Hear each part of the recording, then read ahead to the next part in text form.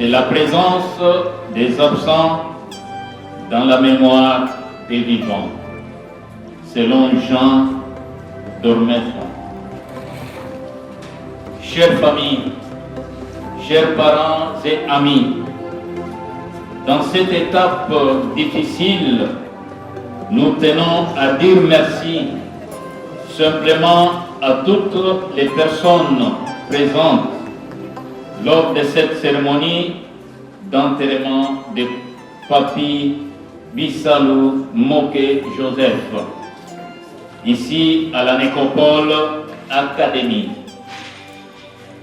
Vous avez exprimé à votre mesure toute votre affection ou votre attachement à votre ami, à votre grand-père, à votre père. En pareille circonstance,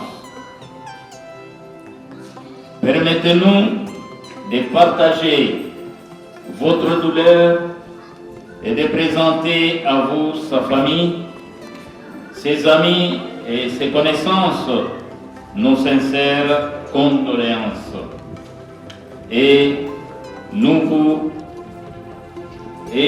vous offrir ainsi les réconforts moraux face à la douloureuse perte de cet être cher dont il faut se séparer aujourd'hui, car séparation il y a.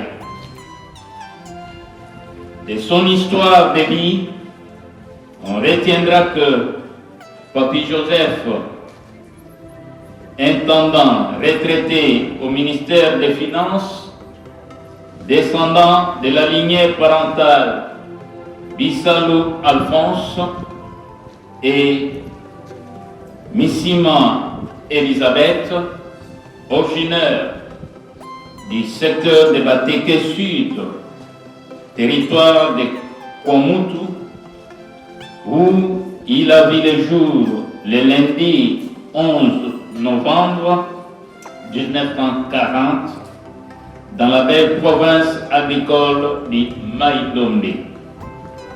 Et voilà qu'il vient de nous, qu'il vient de s'en aller pour la félicité éternelle, rejoindre tous ceux qui l'ont précédé, en nous quittant inopinément encore un certain lundi, cette fois-ci lundi le 7 juin 2021, ici à Kinshasa, très loin de cette terre natale, au terme d'un parcours de vie élogé de 80 ans.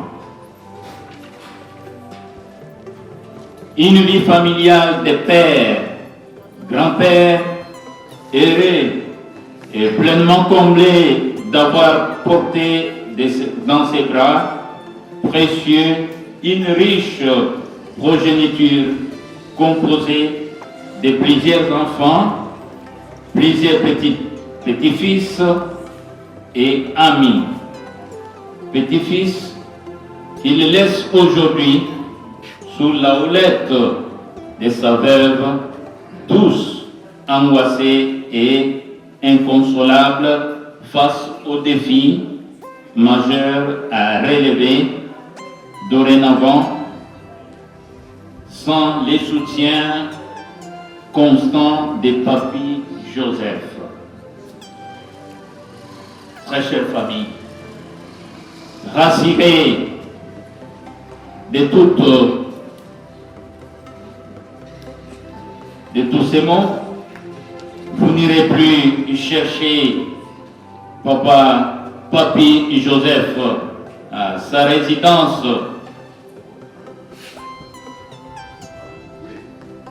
que vous aviez l'habitude de le rencontrer, ni à son lieu de culte, chère famille, car à dater de cet instant, Papi Bissalou Moké Joseph vient de changer d'adresse. C'est ici, chère famille, dans la commune de Lancélé, dans la belle cité la Nécropole Académie, tout simplement dans les quartiers Canis, à l'ENF au numéro 390 de l'avenue de la Quiétude. Je reprends la nouvelle adresse de Papa Papi Bissalou Moké Joseph, commune de Lancélé, dans la belle cité la Nécropole Académie, et tout simplement dans les quartiers Canis, à l'ENF au numéro 390 sur la rue de la Quiétude. Et pour que son souvenir ne soit voué à l'issue du temps, nous vous exhortons à revenir souvent et chaque fois que vous le pourrez, rendre visite à sa dernière demeure, s'il vous plaît. Au nom de toute l'équipe de la Nécropole et ses partenaires, dont l'Hôtel de Ville de Kinshasa, nous réitérons à vous, sa famille, nos condoléances les plus sincères.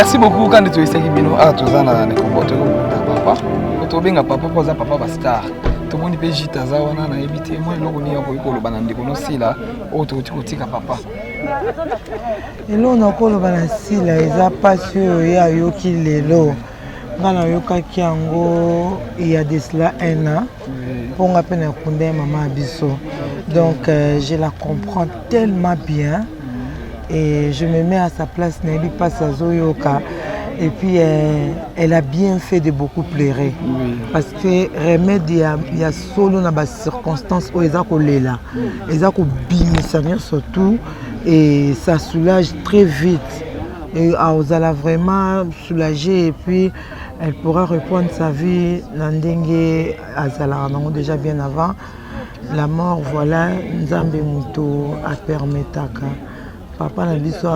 Moi personnellement je connais papa Basila boye na ebiye na mona au moins 3 ou 4 fois kuna na ndako donc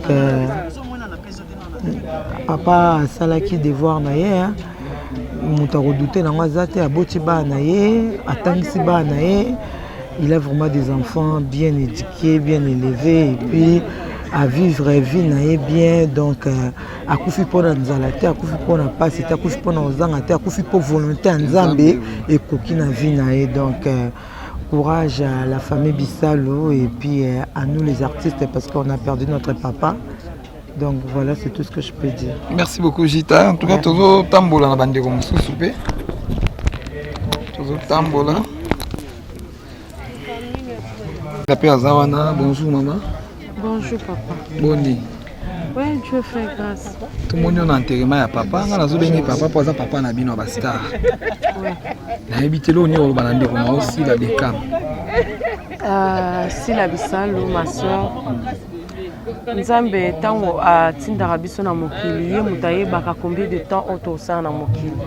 Biso moto ye ba ngote. Et puis nyose comme la biso o liwa Nzambe muta permettre ngo.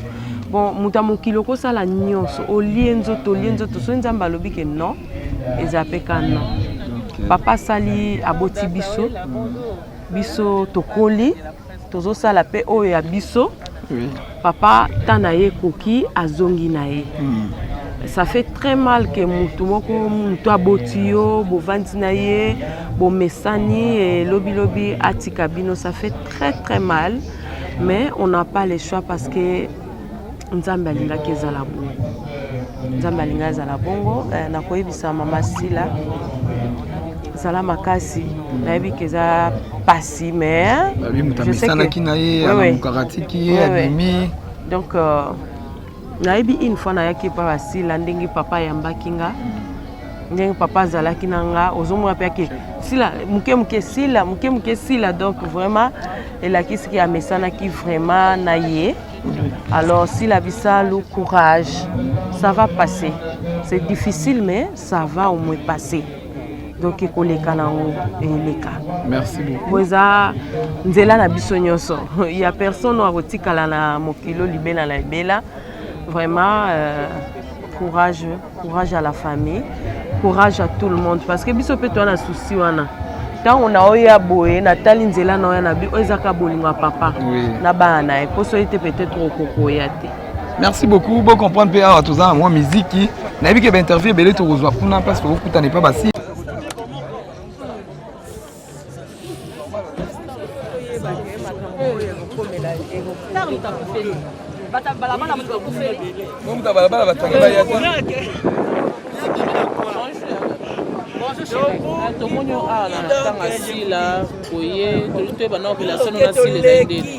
Relation na ngala Sila zande ko na ngai. Sila aza alongwa collègue comme penda ndeko. Ozomona Sila to signer ba contrat na ba académie star na ba académie star international to tambo donc to sali musala et si comme on a Sila makasi donc toza so ba camarade toza so ba collègue to ba ndeko ba ndeko donc kufiza papa na biso ye mtatiki biso. Donc voilà. Conseil européen c'est ndinga tika na mama papa lelo akei je crois bien habité ceux de joyo les capé na nzela wana orpheline de père et mère donné na zawa na PC ba bienvenue na monde na biso donc toyebi pasi oyo ndenge ezalaka mais mokano wa nzambe nde salami wana choix pété Tonito opesa kaka conseil comment les comédiens et les comédiennes peuvent se comporter pendant ba temps oyo ya matanga ba se comporter nde balingi. On appelle tout conseil. Tu vas se comporter des balingi, tu as la vie nae, tu as la dengue ni azala, tu kokanga, tu problème, tu kanga mutu vie nae. Va se comporter des bazala. Mutu ça kufa tiki biso. Atiki biso. C'est que to ça ndeni. Macha kwa tiki biso, et comme polémique. Et comme yo ba vandi, bazo mela, bazo lia, to lia te to mete to ça na couvre-feu. Mokile kangami. Non? Tu vas vivre normalement. Non. La maman. Tu vas voir la poche. Poche parce que tu vas vendre. On a faut bomber la moelle. Tu vas voir moi moko. C'est normal. Siko bo sande. Ça peut barna. Barna. On va vendre à ton midi. Tu vas voir na barabatu. Ndako kile les amis. Tu vas voir na barabatu kabo. Il faut consommer.